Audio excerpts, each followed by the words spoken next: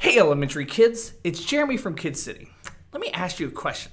If God is all powerful, could he create a rock so big and so heavy that he himself couldn't lift it? What do you think? The reason I'm asking this question is because when I was a kid, somebody actually asked me the same thing. And it seems like kind of confusing. It's actually a trick question. And in fact, if you think about it, the question really doesn't even make sense.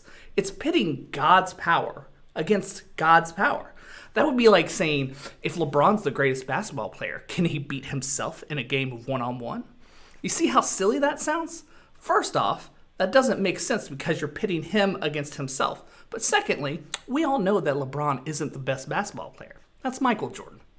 Anyways, the reason I bring that up is because I want to point out that every question that's asked doesn't always get asked with good intentions. And in fact, today, we're going to see a few people and groups of people that actually ask Jesus questions, but not all of them have good intentions. Today, we're in the book of Mark, chapter 12. Here we see three groups of people coming to Jesus.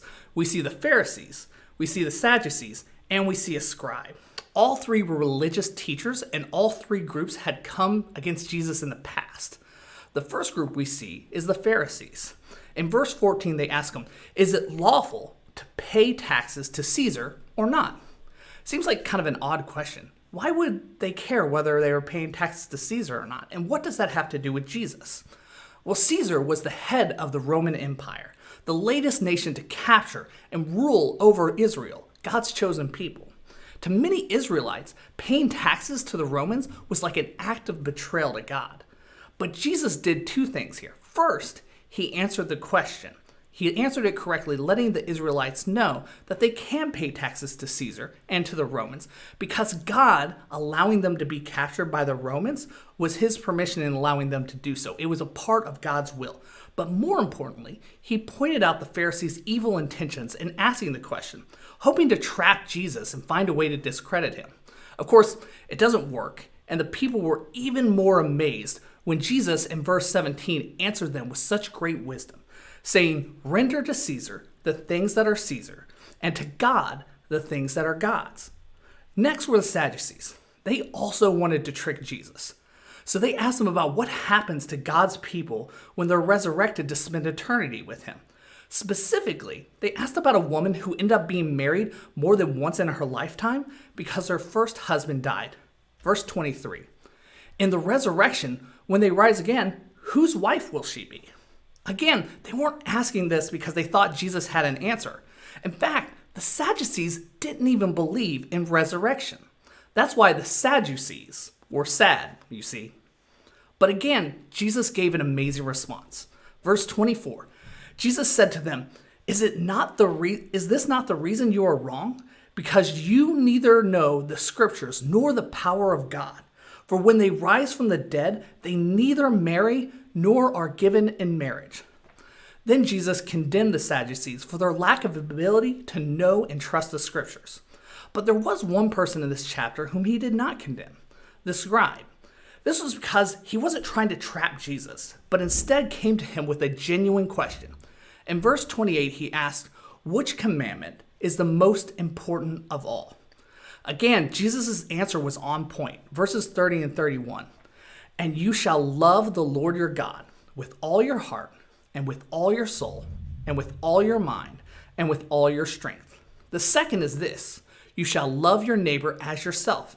There is no other command greater than these. When the scribe affirmed Jesus' answer, Jesus told him, you are not far from the kingdom of heaven. So why were the Pharisees and Sadducees in this passage rejected by Jesus, and why was the scribe accepted? It was because of their heart's intention when asking. They weren't asking to better follow the Lord, nor were they trying to learn from Jesus, but the scribe was. And because of that, Jesus answered him and celebrated his answer, not just because it was correct, but because it was spoken out of a love for the truth of the gospel and for God. The gospel teaches us to love God first and foremost, even above our own wants and desires. But it also teaches us to love others. Both the Pharisees and Sadducees failed to see that, but not the scribe. So let me ask you a question. Do you ever find yourself asking something with selfish intentions? I've heard many Christians in my life before ask questions that amounted to, how far can I go away from Jesus before something becomes sinful? This attitude about getting away with stuff rather than pursuing Christ is exactly what's wrong with the question.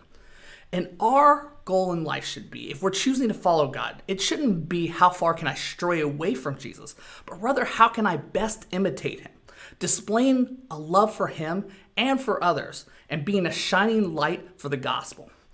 Ultimately, Jesus showed us what it truly means to love others when he died on the cross for our sins, and proved his power by rising from the dead 3 days later. He also proved the Pharisees wrong by being the Messiah they were looking for but failed to see. And he proved the Sadducees wrong by his resurrection, revealing that God, as he said in verse 27, is not the God of the dead, but of the living. Today's big picture question is, what is the most important commandment? And the answer is to love God and others. Make sure you check out our Kid City Praise videos this week, as well as the breakdown of today's lesson in the Family Worship Guide down below. Hope everyone's staying safe. We'll see you next time.